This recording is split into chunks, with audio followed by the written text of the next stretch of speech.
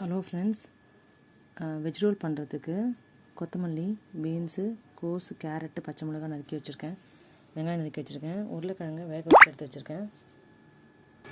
இந்த மேல் மாவுக்கு மைதா, தயிர், கொஞ்சம் பேக்கிங் பவுடர், பேக்கிங் சோடா, அதுக்கப்புறம் கொஞ்சம் உப்பு, சுகர் எல்லாம் போட்டு பிசைஞ்சு வச்சுருக்கேன்.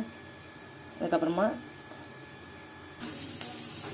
எண்ணெய் விட்டு அதுக்கப்புறமா நீங்கள் காயெல்லாம் ஆட் பண்ணிங்க. முதல்ல வெங்காயம் ஆட் பண்ணிக்கோங்க. அதுக்கப்புறம் நீங்கள் என்ன காய் வேணுமோ ஆட் பண்ணிக்கோங்க. நான் வந்து காஷ்மீர் சில்லி தான் போட்டிருக்கேன், ஜீரக பவுடர் போட்டிருக்கேன், கரம் மசாலா போட்டிருக்கேன், உப்பு சேர்த்துருக்கேன். இதில் இஞ்சி பூண்டு பேஸ்ட் போட போகிறேன்.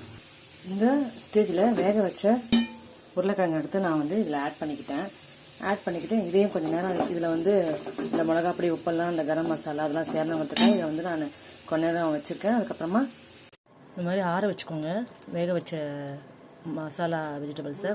அப்புறம் இந்த பால்ஸ் வச்சுக்கோங்க, ரவுண்ட் பண்ணி வச்சுக்கோங்க. இதை தட்டிடலாம். இப்போது செக் பண்ணிட்டு நடுவில் இந்த ஸ்டஃப் வச்சுட்டு அப்படியே இழுத்து மூடுங்க. மேலே க்ளோஸ் பண்ணிட்டு சைட்லேயும் இப்படி க்ளோஸ் பண்ணிக்கோங்க. கீழே இருக்கிறத இழுத்து மூடிடுங்க. இதை மட்டும் இப்படி க்ளோஸ் பண்ணுங்கள்.